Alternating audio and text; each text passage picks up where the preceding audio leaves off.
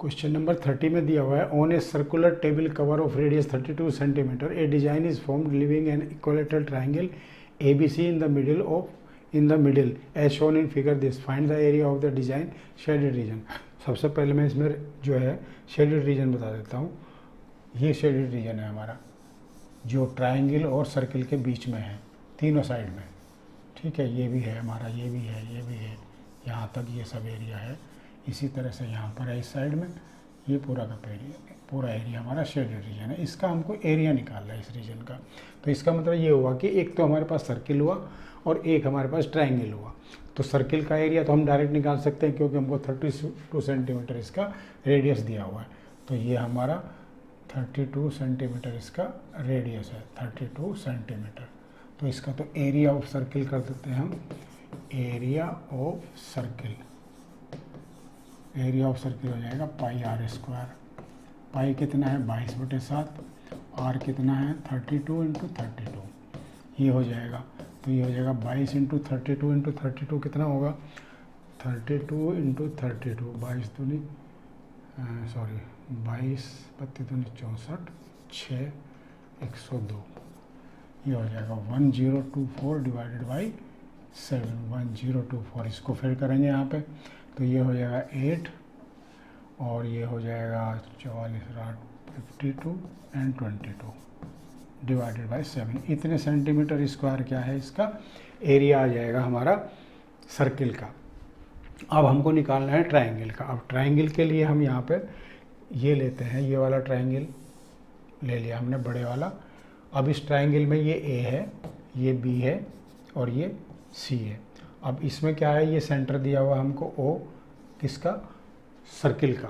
Circle का centre दिया, तो अगर हम इसको ए से मिलाएं, बी से मिलाएं या सी से मिलाएं, ये हमारा रेडियस हो जाएगा आर इक्वल टू कितना दिया हुआ है 32 दिया हुआ है। ठीक है, ऐसे इसको मिला लेते हैं हम। तो इस तरह से ये 3 ट्राइंगल बन गए हमारे। तो यहाँ से अगर जब हम ओ से इस पर एक परपेंडिकुलर डालेंगे, किसके ऊपर, बी सी के ऊपर, सपोज करो ये डी है, तो यहाँ पर ये एच हो जाएगा, क्योंकि इस ट्राइंगल का हमको क्या करना है, एक एरिया निकालना है। इस तरह से 3 ट्राइंगल बन गए, तीनों ट्राइंगल सिमिलर होंगे। क्योंकि हमारा ये इक्विलेटरल ट्राइंगल है और ओ जो है इसके सेंटर है इसका सर्किल का। तो जब यहाँ से इसके सेंटर से इस पर हम वर्टिकल लाइन डालेंगे तो ये इसको 2 पार्ट्स में डिवाइड करेगी बेस को। तो इसका मतलब अगर ये हमारा ए है तो ये भी हमारा ए हो जाएगा। तो हम यहाँ पे निकालते हैं कि जो ट्राइंगल है, in triangle O B D, इसमें क्या हो जाएगा हमारा, ये हमारा जो एंगल है ये 60 डिग्री का, तो ये 30 डिग्री रह जाएगा, क्योंकि ये भी इसको हाफ में डिवाइड कर देगा। ये भी एंगल आधा हो जाएगा, ये एंगल इसके बराबर हो जाएगा, ये भी 30 डिग्री है। इसी तरह से ये 60 के 2 पार्ट हो जाएंगे यहाँ पे। ठीक है, ये टोटल 60 है। इस तरह से दिया हुआ हमको। तो जब हम ओ से इसको मिलाएंगे तो ये हमारे इक्वल पार्ट में डिवाइड हो जाएगा, 30 डिग्री का एंगल रह जाएगा नीचे। ठीक है, तो इस तरह से ये हो जाएगा हमारा। अगर हम लेते हैं h डिवाइडेड बाई 32, तो ये किसके बराबर हो जाएगा, साइन 30 के बराबर हो जाएगा इस ट्राइंगल में। तो और h divided by 32 is equal to sine 30 होता है हमारा 1/2। तो h हो जाएगा हमारा 32 divided by 2 is equal to 16।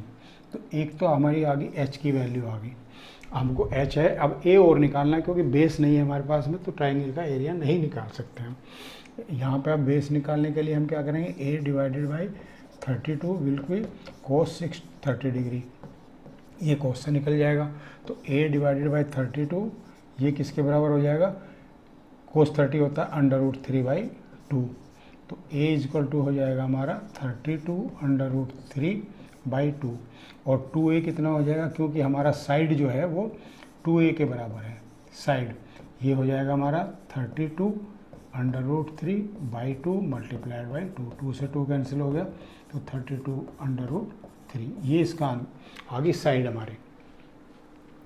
अब हमारे को निकालना है ट्राइंगल ओ बी सी का एरिया, क्योंकि एच भी आ गया, बेस भी आ गया हमारे पास में, और ऐसे ऐसे 3 ट्राइंगल हैं। तो यहाँ पर इसको थोड़ा ऊपर ले लेते हैं।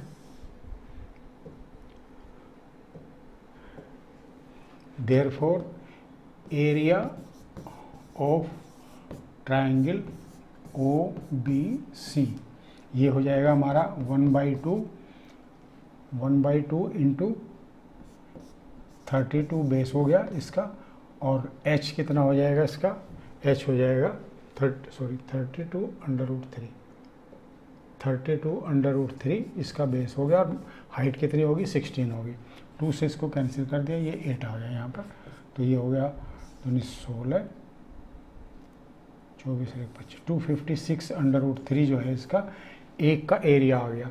इसलिए एरिया ऑफ ट्राइंगल ABC कितना हो जाएगा, 3 टाइम्स हो जाएगा इसका, तो 3 × 256/√3 इसको अगर मल्टीप्लाई करेंगे तो ये हो जाएगा हमारा 876/√3 इतने सेंटीमीटर स्क्वायर इसका एरिया आ जाएगा।